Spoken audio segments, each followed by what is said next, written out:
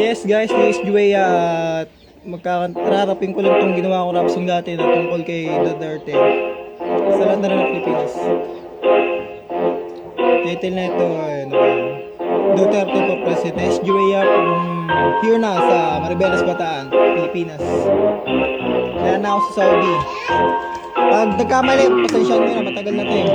Malapit na naman halalan, kaya bait-bait ang please iboto mo ako, isulat mo aking pangalan. Nagpangako ko sa'yo, hindi kita pababayaan, iyaahon ko sa hirap, lubog na ating bahay. Niyang pangako na kahit kailan, di yata nangyari, wala yata natupad sa lahat ng iyong sinabi. Kaya hanap namin ay isang tunay na pagbabago, yung kaya niya tuparin lahat na kanyang pinangako. Merong napatunayan sa kanyang lugar at ginagalang ng mga Muslim, lalo sa Mindanao at Davao yata ang lugar na ligtas lamang sa Pinas. Takot ang adik mga rapis sa higpit ng batas, walang muldaper at ligtas na maglakad kapag gabi. Di ka dapat kabahan kung may anak ka na babae, dahil ang batas sa Davao talaga sinusunod. Kaya kabilang na lugar na ligtas sa buong mundo.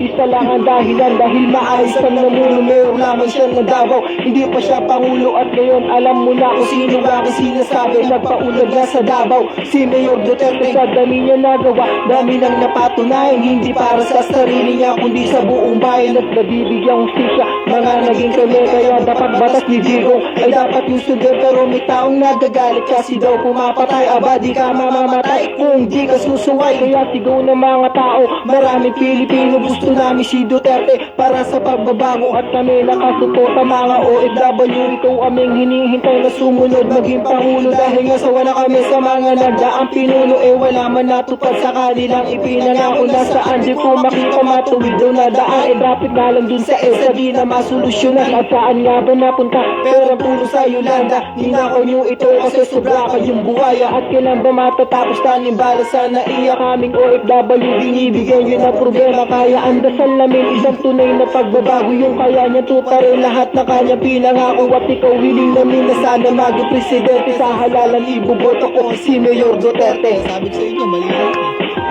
Tagal lang kasi ito eh. Practice na lang din. Bye-bye. Juea. Bye-bye.